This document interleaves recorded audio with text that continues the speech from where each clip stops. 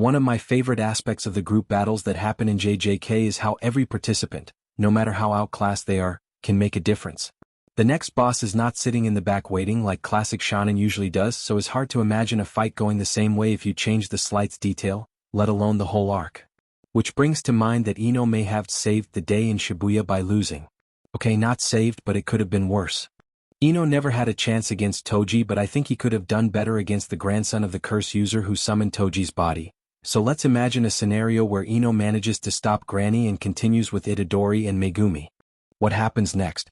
First, Megumi, Ino and Itadori don't separate, which means that Chozo doesn't get to fight Itadori alone. I would imagine that in a 3 versus 1 Chozo would probably lose, which in the long term is even worse, but for now Megumi, Ino and Itadori are a bit more tired but alive. Here is where the big contribution of Ino's defeat comes.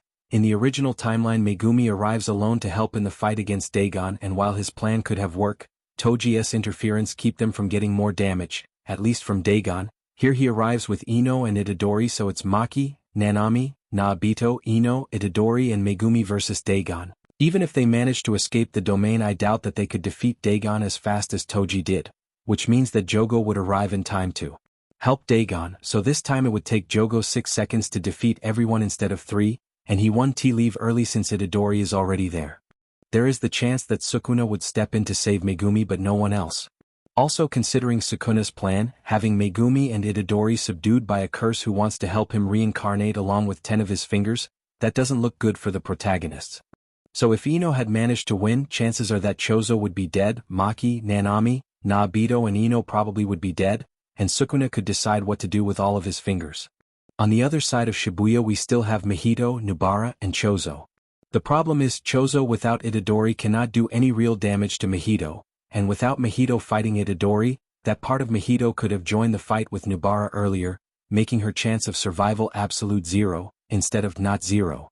So yeah, Ino's greatest accomplishment in Shibuya was to lose the fight that allowed Toji to come back, kill Granny, defeat Dagon, take Megumi away before Jogo arrived, and by forcing Itadori to continue alone he got to meet his brother, and eventually fight Mahito. This separation also helped to keep Jogo from actually killing Maki, Nanami and Naobito.